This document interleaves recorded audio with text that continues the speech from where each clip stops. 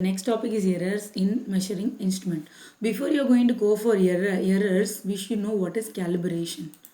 Calibration is a comparison between a known measurement and the measurement using your instrument. Means you're going to compare what you have measured with your standard, that is known as calibration. Typically, the accuracy of the standard should be 10 times the accuracy of the measuring device being tested. However, accuracy ratio of 3 is to 1 is acceptable by most standard organizations.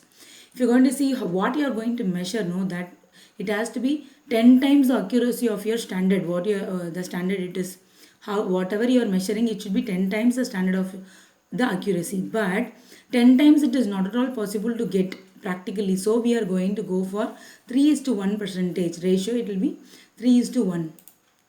Calibration of measuring instrument has two objectives. If you're going to calibrate it, there is two objectives. One is it checks the accuracy of the instrument and it determines the traceability of the instrument.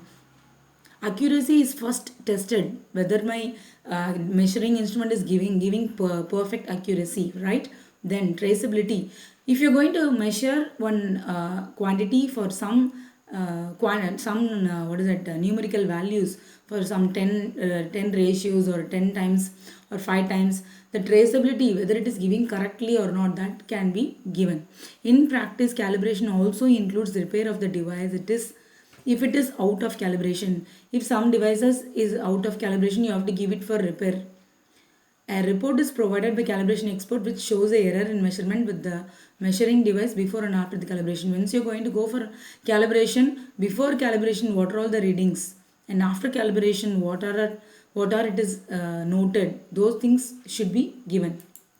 Why calibration is important? Because why you have to go for calibration is the accuracy of all measuring devices degrades over time.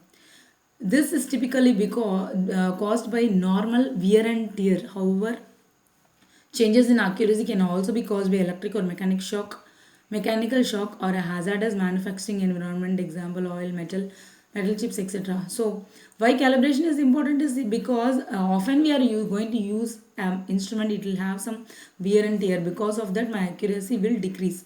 So, I want to check it often, or the manufacturer will tell how often a measuring instrument should be calibrated. Depending on the type of instrument, the environment in which it is being used, it may degrade very quickly or over a long period of time. The bottom line is that calibration improves accuracy of the measuring device.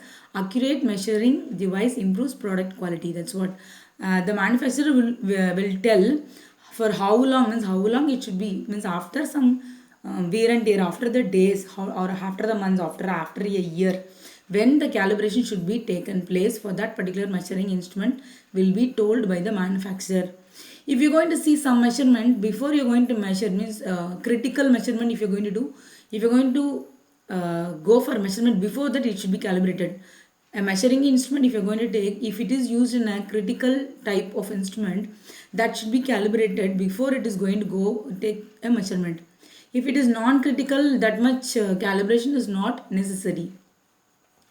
And this is regarding your error. An error may be defined as a difference between the measured value and the actual value. So if there is going to be a difference between your actual value and the measured value, that is known as your error. To understand the concept of error in measuring, you should know the two terms.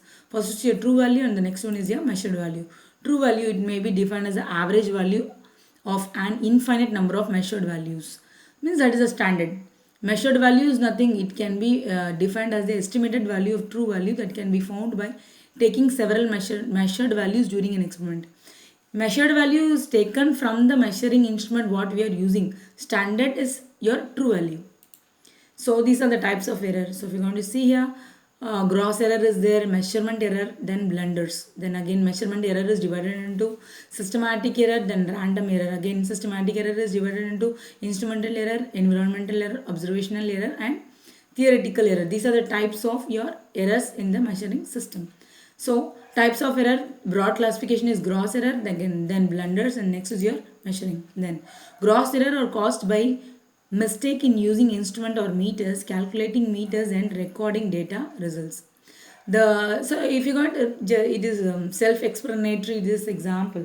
So if you're going to see this particular value is misplaced or read as this one. So again, this is a gross error. The reason of gross error is reported as such errors may be end in calculation. So deviations can be calculated in the gross means totally, and totally it can be changed. It can be seen where gross error is made. Next is your blunders or final score of error, and these error are caused by faulty recording. If you're not going to measure, if you, whatever measurement is happening in my measuring instrument, the value if you are not going to take properly, misreading or misscale, forgotten to do something, that is known as your blunders. Misreading or misreading a scale or forgetting a digit while reading a scale. If you're going to what is it, forget what the value exactly, if you're going to tell, if you're not going to tell properly, that is a blunder. Again, measuring error. Measuring error, the measuring error is the result of variation of the measurement of true value. This example will tell you what do you mean by measuring error. This much you're going to measure means 1102 grams minus your 1000 grams. This is also a self-explanatory, means 1000 grams you have to measure, but while measuring, no, practically you will be getting 1102. So that 2 grams is known as your measuring error. Then measuring error is again classified into systematic error and random error. Systematic error that occurs due to the fault in measuring devices are known as systematic error. From my measuring instrument only I am going to get some error, means that is known as your systematic error. Okay, usually they are called zero errors, may be positive or negative error. These errors can be detached by correcting the measuring device. These errors may be classified into different categories. So if you go on to see systematic error, again it is going to be divided in different categories. They are telling this systematic error can be corrected by the, if you are going to correct the measuring instrument, measuring device properly, then this systematic error is overcome.